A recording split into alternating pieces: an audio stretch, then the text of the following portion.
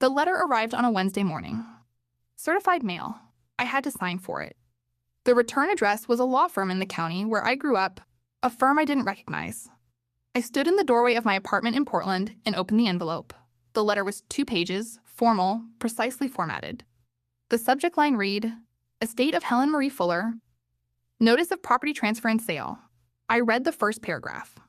My grandmother had left a lake cottage in equal shares to me and my brother Derek. The cottage had been held in the estate since her death 14 months ago. My parents had been named co-executors. The second paragraph informed me that a quitclaim deed had been filed in the county recorder's office, transferring my interest in the property to my brother, Derek Carl Fuller, for consideration of $1. $1.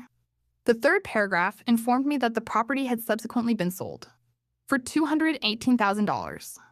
I read all 3 paragraphs twice. Then I walked to the kitchen table and sat down. I had not been told about any of this. I had not signed any document. I had not agreed to transfer my interest in anything. The letter was from the estate attorney, Thomas Reed, who, under legal obligation, was required to notify all named beneficiaries of estate transactions. My parents had apparently not told him I didn't know.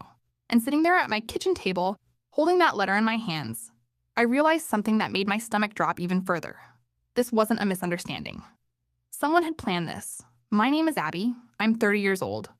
My grandmother Helen died 14 months ago at 84.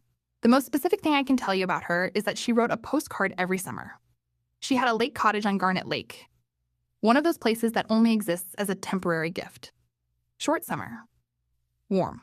Gone before you've adjusted to it. She'd gone every July for 41 years. She took my mother, my father, my brother Derek, and me. Everyone who would come. Every summer I was not there, she sent me a postcard. Not an email. A postcard. White, with a painted scene of the lake on the front. 3 for $1 at the general store. She wrote on the back in her particular handwriting, slightly slanted, unhurried, the same message in different words every year. Miss you here. The water is the same. Come back soon. Love, Gran. Or, still the prettiest place I know. Come when you can. Love, Gran. Or, the dock needs one more person.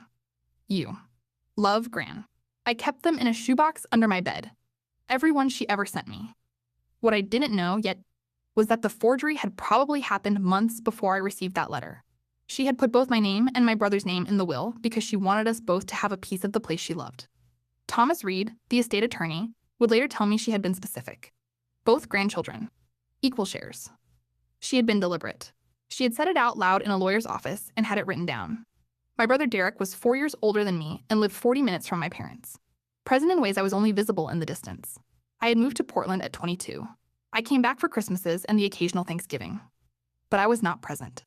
And in my absence, someone decided they knew what I would accept. They didn't ask. Because asking would have made me present. And presence complicates things. Grandma Helen died in September of last year. I flew home. I sat with the family through the service and the reception and the specific exhaustion of loss that has a schedule attached to it. At some point in the days after, my father mentioned the estate. He said, "There will be some paperwork over the next few months. The cottage and a few other things. We'll handle the executor duties and let you know when there's something for you to sign." I said, "Of course." I flew back to Portland. I waited for something to sign. I trusted them. I shouldn't have trusted without verifying. The letter arrived 14 months after the funeral. 14 months. The estate had been open that entire time, and I had heard nothing. My father mentioned once, in November, that things were taking longer than expected. My mother had called in February. She asked if I was eating enough, while a document with my forged signature was moving through a courthouse 3,000 miles away. I signed the letter. I read it again. The quitclaim deed had been filed 6 months ago. 6 months ago, I received a card from my mother about a different topic. I had spoken to my father twice. No one had mentioned the filing. No one had mentioned a sale. No one had mentioned $1. My share of the cottage, half of a property my grandmother had specifically included both grandchildren in, by name, in a will drafted in 2009, had been transferred away from me for $1. Then sold for $218,000. I picked up the phone, and I called Thomas Reed. That wasn't the worst part. I didn't understand what that meant yet. Thomas Reed answered on the second ring. He was precise in the way of estate attorneys, careful with language, specific about facts, and something about his tone immediately scared me. Likewise, there was already another problem in the file he hadn't told me about yet. He said, "Miss Fuller, I'm glad you called. I was concerned you hadn't received the notification." I said, "I received it this morning. I have some questions." He said, "Of course."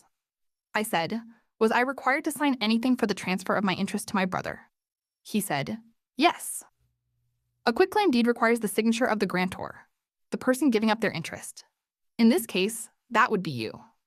I said, "I didn't sign anything." Silence. He said, "I was given a signed deed." I said, "I didn't sign it." Another pause. Longer. He said, "Miss Fuller, I need to be careful here because I don't want to make representations I can't support. But I have a signed document in the file with your name on it." I said, "Can you tell me when it was signed?" He said, "March 14th. March 14th. I had been in Portland on March 14th. I had not traveled for any reason in March. I said, "I was in Portland on March 14th. He said, "I understand." I said, "What were you told about my consent to the transfer?" He said, "I was told by the co-executors that you had been consulted and had agreed to the transfer in exchange for a cash settlement that would be handled separately." I said, "Was there a cash settlement?" He said, "I have no record of one." I said, "Mr. Reed, I did not agree to this transfer. I was not consulted. I was not paid anything. And I did not sign the document in your file." The line was quiet for a moment. He said, "Miss Fuller, I want to advise you to speak with an attorney." I said, "I appreciate that. I also want to know, is the sale complete?" He said, "It closed 3 months ago. I set my free hand flat on the kitchen table, meaning if I had found out much later, recovering anything could have become almost impossible. 3 months ago, the property had closed. The money had been distributed. $218,000, half of which, $109,000, would have been mine by the terms of my grandmother's will. The money was gone. The cottage was someone else's." I said, "Thank you, Mr. Reed. I'll be in touch." I called my friend Sophie that afternoon. Sophie is one of those friends who is constitutionally opposed to panic and deeply skilled at clarity. She lives in Seattle. She processes difficult information by immediately identifying what is knowable and what isn't. I told her everything. She was quiet for a moment. Then she said, "Abby, someone signed your name to a legal document." I said, "Yes." She said, "That's forgery." I said, "I know." She said, "Not just taking your inheritance, forgery." I said, "I know." She said, "Okay, who signed it?" I said, "I don't know yet." She said, "And your parents were the co-executors?" I said, "Yes." She said, "Okay. Call an estate attorney in their county today." I did. And what she found in the file would change everything. The attorney I reached that afternoon was a woman named Claire Moss. She asked me to send the letter from Thomas Reed, a copy of the original will, and anything else I had in writing regarding the estate. I sent everything I had, my copy of the will, which clearly named me as a co-beneficiary, the letter from Thomas Reed, 3 emails from my father over 14 months, none of them mentioning the property transfer. None of them mentioned a sale. Claire called me back at 5:30 Pacific time. She said, "Abby, I've looked at what you sent. I want to ask you something directly." I said, "Okay." She said, "Do you have any reason to believe your parents thought you had agreed to this transfer? Even informally? A phone call? A passing conversation where you might have said something that could be interpreted as consent?" I thought about it carefully. I said, "No. My father said he would handle the executor duties and let me know when there was something for me to sign. I was never contacted." She said, "And no cash settlement was offered or received?" I said, "Nothing." She said, "Then I need to tell you something." She paused. She said, "The signature on the quitclaim deed has been sent for handwriting analysis, which Thomas Reed requested when you raised the question." She paused again. She said the signatures didn't just look different. According to the preliminary analysis, they were almost certainly written by 2 different people. I said, "How do they have verified samples?" She said, "Thomas Reed had your signature from the estate documents you signed at the funeral. The acknowledgement of receipt of the will." She said, "Abby, I want to be very careful with what I say next. If the signature was not yours, someone signed your name to a legal document. That is forgery under your state's law. And given that it was in connection with a property transfer, it is potentially also fraud. She paused. She said, "Do you know who had access to your signature and the motivation to use it?" I didn't answer immediately, because I did know. And saying it out loud was different from thinking it. At that point, I still believed only one person was involved. I was wrong. I did not call my parents that evening. The instinct was overwhelming. To call and say, "I got Thomas Reed's letter. I know about the quitclaim deed. I know about the signature." But Claire's voice was in my head. "Don't make contact before we understand the full picture." She was right. If I called now, they would have time to align their stories. To reach Derek. To build an explanation. I needed the full picture first. Over the next 5 days, working with Claire, I built it. The quitclaim deed was filed on March 14th, signed with my name and notarized. The notarization stamp, when checked against the county's records, belonged to a notary in my parents' town whose name I recognized. She was a member of their church. Claire said, "Does your family know this notary?" I said, "Yes. She's been at their church for years." She said, "She may have notarized the document without verifying that the signatory was actually present." I said, "Can she do that?" She said, "No. Notarization requires the signatory to be present. If she didn't verify that, she would violate her notary obligations. One more name. One more piece." Then Claire found something else. Derek's divorce filing. Public record. In the property settlement, Derek had listed his anticipated inheritance from the Fuller estate as a financial resource. Specifically cited the lake cottage, and cited his expected share as the full value. Not half. The full value. He had anticipated my portion before the transfer was even filed. Claire said, "This is a pattern." It's worth asking how long this plan had been developing. I said, "At least since the divorce filing." She said, "Which predated the transfer by 6 months." That was the moment I realized this hadn't been one bad decision. It had been a plan. My grandmother had been dead for 8 months when Derek filed for divorce and listed the full cottage value as expected income. Dead for 14 months when the transfer was filed. Someone had been planning from the beginning. I thought about my father at the funeral. His precise language. "We'll handle it and let you know when there's something for you to sign." He had known there was nothing for me to sign, because the plan was that I wouldn't sign anything. And my mother calling in February, asking if I was eating enough, while my forged signature was moving through a courthouse 3,000 miles away. Have you ever found out that someone you loved was acting normally in one conversation while doing something irreversible in another? If you know exactly what that specific feeling is, type enough in the comments. Because the conversation I had with my parents is coming. And it changed something I cannot change back. Day 6. Claire called. She said, "I have everything I need to send a formal demand letter. I want to go through the options with you." She said his first option is a civil action for damages. You were deprived of your inheritance through a forged document. The property has been sold, so specific recovery is not possible. But you have a claim for the value of your interest, $109,000, plus potential punitive damages. I said, "And the forgery?" She said, "That's essentially a criminal matter. I can make a referral to the county DA's office if you choose. But I want to be clear. Criminal referrals take on a life of their own once made." I said, "And the notary?" She said that the notary board will receive a complaint. Her certification is at risk. I said, "What happens to my parents?" She was careful. She said, "If the civil claim proceeds and they are the co-executors who filed a forged document, they are personally liable for the damages. Recovery would come from their personal assets." I said, "They own their house." I sat with that sentence after I said it. My parents' house, where I had grown up, where my mother had called from in February while my name was on a document in a county courthouse. I said, "Claire, before we send the demand letter, I want to speak to them." She said, "I'd recommend doing that through me." I said, "I know. I want to speak to them myself first. One conversation." She said, "I can't advise that." I said, "I know. I'm telling you what I'm going to do." She was quiet for a moment. She said, "One conversation. Don't make any representations. Don't agree to anything. Don't accept any explanations as final." I said, "I understand." My father answered the phone on the 3rd ring. I said, "Dad, I received a letter from Thomas Reed." Silence.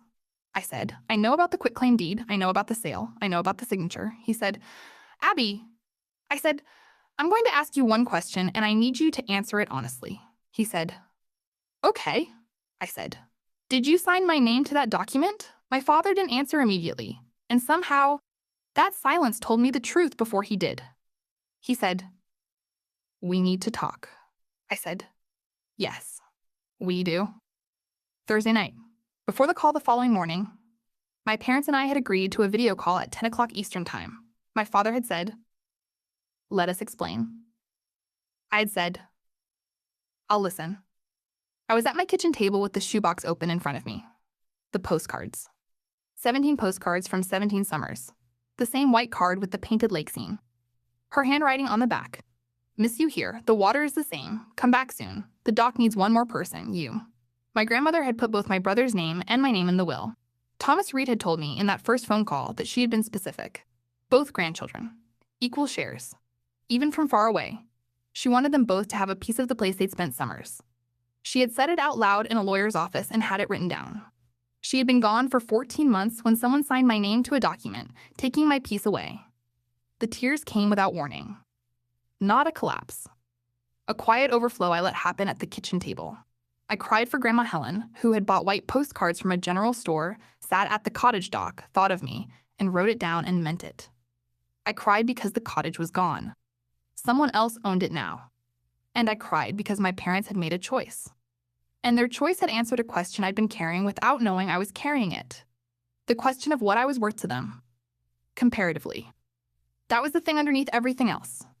Not the money. Not even the forgery. The calculation that had been made that Abby won't notice, or Abby is far away, or Abby would probably agree anyway. And that had been made without ever testing it by asking. I put the postcards back in the box. Closed the lid. Set my phone on the table with the call scheduled for tomorrow.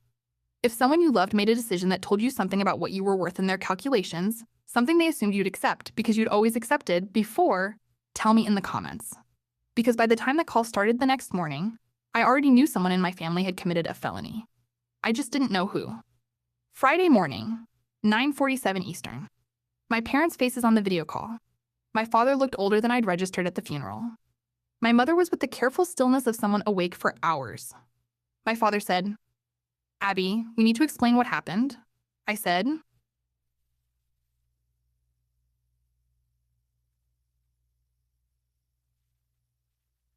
"Time?" The beneficence passe percent of my question my farm message in a couple mass kingdom. Time forward in 1965. Can't lie, my warning them, but financial settlement was significant. We were afraid he was going to lose his house. I said, "I understand Derek was in a difficult situation." He said, we believed you would agree. That you would want to help your brother. You hadn't expressed strong feelings about the cottage. You'd only visited twice in 8 years, we thought." I said, "Dad, did you ask me?" He looked at his hands. He said, "We thought if we asked, it would create conflict. We thought that if we explained everything to you first and then asked, you might feel pressured to say no even if you would have said yes." I said, "So you signed my name to a legal document instead." My mother said, "Abby." I said, "Which of you signed it?" Silence. My father said, "I did." I said, "And the notary?" He said, "She's a friend. She understood the situation. We told her you had agreed verbally. We told her it was just a formality." I said, "She notarized a document she knew I hadn't signed in person." He said, "We told her you had agreed." I said, "That's not the same thing." The screen was very quiet. I said, "I want to tell you something. Not because I want you to feel worse. Because I need you to understand what was taken." He said, "We know what was taken. The money. Your portion." I said, "That's not what I mean."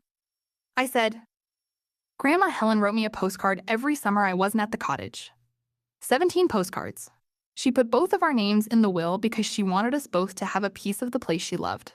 She made that decision herself, deliberately in writing with a lawyer." I said, "What was taken is her decision. You overrode what she chose, not just for me, for her." My father looked at the screen. He said, "I didn't think about it that way." I said, "I know." I said, "I've spoken with an attorney. I'm telling you this not as a threat, as information. You filed a forged document and oversaw a property transfer that was not legally authorized. Those are facts. What happens next depends on what you're willing to do. My mother said, "What do you want, Abby?" I said, "I want you to account for it. I want the value of my portion restored. And I want you to understand that this was not a financial question. It was a question of whether you thought I mattered enough to ask." She started crying. I said, "I know you love me. That's not the question." I said, "The question is what you're willing to do now." The consequences fell like dominoes. The first domino was the notary. The second was Derek. The third was my father realizing the house might become collateral for what they had done. Claire sent the formal demand letter the following week. It outlined the claim for $109,000, my share of the cottage sale proceeds, plus legal fees, and a specific reference to the forged document and its potential criminal implications. My parents received it and retained their own attorney within days. Derek called me. That surprised me. I had expected Derek to remain peripheral, to let my parents handle it. He called. He said, "Abby, I want to tell you something." I said, "Okay." He said, "I didn't know about the signature. I knew they were working on transferring the property. They told me you had agreed, that you didn't want to deal with the estate administration and had agreed to be bought out." I said, "Was there a buyout?" He said, "They said there would be, that they would handle it." I said, "There was no buyout." He was quiet. He said, "I didn't know." I said, "I believe you about the signature. I'm less certain about what you thought the arrangement was." He said, "I thought you were paid." I said, "I wasn't." He said, "Abby, I'm sorry. I don't know how to say it differently. I'm sorry." I said, "I hear you." He said, "What can I do?" I said, "You can tell your attorney the truth about what you were told and what you understood. That's all." He did. His attorney submitted a declaration outlining what Derek had been told, that I had consented and would be compensated. This aligned with my claim rather than against it. The notary certification was suspended pending investigation by the state notary board. Derek was the reason they chose. That's different from choosing. The civil claim settled 4 months later. My parents agreed to pay $109,000 from the equity in their home, a second mortgage signed under terms that required monthly payments over 8 years. I did not pursue the criminal referral. Claire had said, "You have the right to. The forgery is documented." I had said, "I know. I'm choosing not to." She had said, "Why?" I had said, "Because what I need is the restoration of what was taken, not the destruction of what remains." She had nodded. She said, "That's a clear decision." I said, "Yes." 6 months after the settlement, I flew home. Not for the holidays. Just to go. I sat with my parents in their kitchen. The same kitchen where I had done homework, eaten dinners, and understood myself as part of a family that I believed I knew. My father said, "I need you to know that I thought about it as helping Derek. I didn't think enough about what it meant to take it from you." I said, "That's what happens when someone isn't in the room. It's easier to take from them." He said, "Yes, that's true." I said, "I accept that you're sorry, and I need you to know that accepting it doesn't mean I'm back to where we were before. We're somewhere different now." He said, "I know." My mother said, "Can we get back to where we were?" I thought about that honestly. I said, "I don't know. Maybe somewhere else. Somewhere more honest. Where are we after people say what's real?" She said, "I'd like to try." I said, "Me too." On the last night of the trip, my mother gave me something. A small wooden box. I recognized it from the cottage. It had sat on the kitchen windowsill for as long as I could remember. Grandma Helen had kept stamps in it. My mother said, "I kept this from the cottage sale. I thought you should have it." It was still slightly musty. Pine and lake water. I held it for a moment. I said, "Thank you." I put it in my bag. On the plane home, I took it out and held it on the tray table. Inside was one stamp. Old. Unused. I don't know how it got there. I don't know if Grandma Helen had put it there and forgotten it, or if my mother had placed it there deliberately. I kept it. I put it with the postcards. It's a morning in February. Early. The shoebox is on my bookshelf now, not under my bed. I moved it after I came home from the trip. I wanted it somewhere I could see it. The small wooden box from the cottage is beside it. Coffee is on. What I learned from this year is not about the forgery. It's not about the legal process. It's something harder and older than either of those things. Distance, Physical distance, the kind that comes from having moved far away and built something separate, creates a kind of invisibility, not a hostile invisibility, a practical one. When you are not in the room, decisions get made around the shape of your absence. What you might want becomes an inference rather than a question. What you would agree to becomes something people calculate rather than ask. I had been absent from the family geography for 8 years. I had maintained the form of connection. But I was not present. And in my absence, someone decided they knew what I would accept. They didn't ask, because asking would have made me present. And presence complicates things. What I also learned, the thing my grandmother put both names in the will for was not the money. It was the belonging. The specific belonging of having your name on a piece of paper that says, "You are ours. You are included. This is yours too, even from far away." My parents took the money. What they also took, what I'm still working to recover, is the feeling that I was fully counted. Derek and I have spoken 3 times since the settlement. Each conversation slightly less stiff than the one before. The relationship with my parents is somewhere between before and after. Not restored to what I thought it was. Not ended. Somewhere more honest than either. $109,000 will come in monthly increments over 8 years. The cottage is gone. The postcards aren't. And sometimes that's how survival looks. You keep what they couldn't take. That's where we are. I'll take it. It's a start. Has someone you loved ever made a decision about you by deciding they knew what you would accept without asking? What did you do when you found out?